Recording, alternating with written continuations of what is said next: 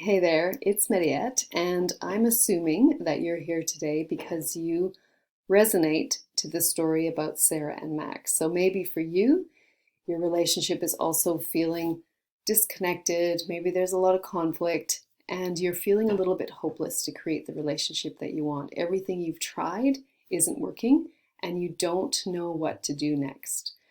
So thank you for being here, and I'm going to go through the 6 steps to help you work through the power struggle stage.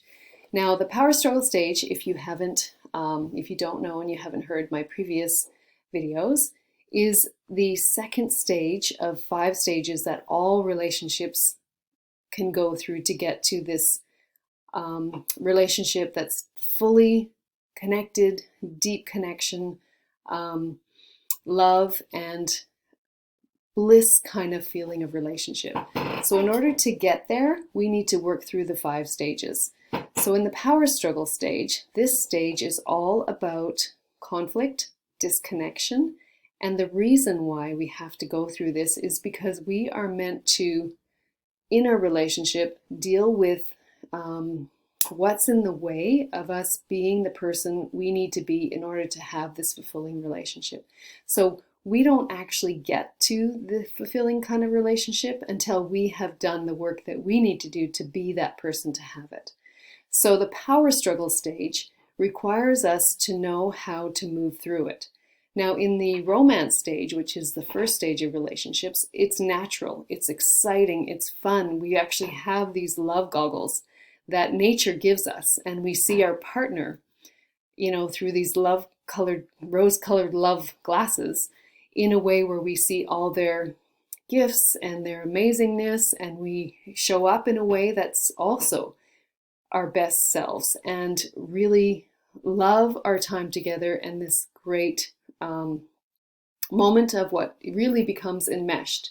So all we want is to be with our partner. We love our time together. We want more and more and more and more. Now, the romance stage will automatically shift into the power struggle stage.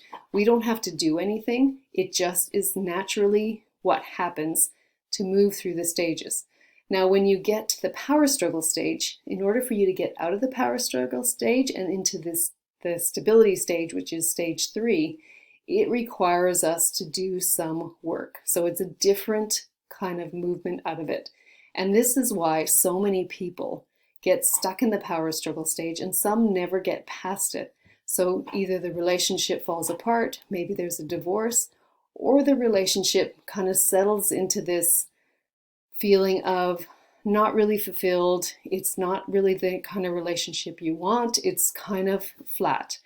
You're together, you're co-parenting, you're doing things together, but that love and that connection is missing.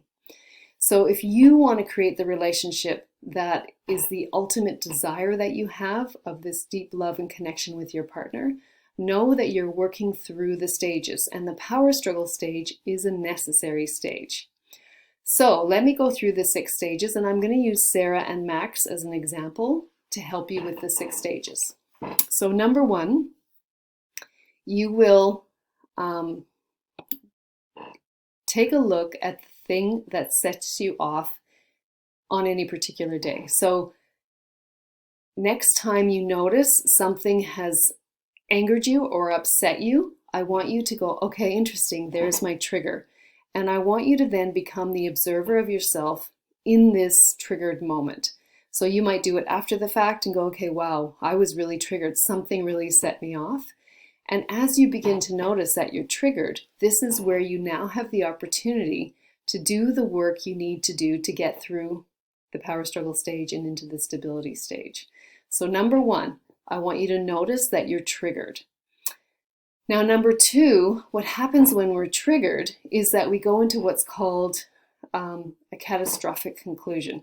So we're triggered and we make it mean something that is our catastrophic conclusion. And we believe this catastrophic conclusion is going to happen. Maybe it hasn't happened, but we believe that's what this situation means. So for example, with Sarah and Max, Sarah, is going through her day. Her husband comes home and she needs some help with something. And she reaches out to him and he doesn't do what she wants him to do. So she starts to feel really angry and frustrated at her partner. There's the trigger. So she's triggered. She then goes to wanting to communicate with him and try to figure out how they can fix this situation of, getting more support. She doesn't feel like she's got what she needs, help with the children, or maybe it's something around the house, and she feels frustrated. But her partner, what he does is he doesn't respond in the way that she wants him to respond. He either listens but doesn't really listen, or maybe he gets frustrated with her, or maybe he, promises to change, but he doesn't actually follow through. So any of these are what really sets her off to having that catastrophic conclusion. So the catastrophic conclusion is that he doesn't care. He doesn't think that, what she needs is important. And she begins to feel that maybe he doesn't love her the way that she needs him to love her. So there's this big catastrophic conclusion, and that perhaps they're not meant to be together. So whatever it is for you, you have this trigger and you make it mean something that catastrophically is your worst fear come true. So I want you to, number 2, notice this catastrophic conclusion. What are you making this situation mean? Then number 3, when you've made this catastrophic conclusion and you're believing it, how does that make you feel? So this is where we're really connecting to, an important part of ourselves that will trigger our reaction. So maybe for Sarah, she was feeling really sad and fearful of her relationship falling apart. And she then, step 4, goes into reaction. So she goes into trying to find an opportunity to talk to him, to figure out how he can change his mind, what he needs to do, working, the timing. Maybe she picks a different time to talk to him, or maybe she blows up and thinks, she needs to get more serious and to threaten, or whatever she's doing to try as a reaction to this feeling of sadness and fear that her relationship is falling apart and the desire to fix it. So her action is this desire to fix it, whatever she's doing to try and fix the situation. So that's her action, which is step number 4.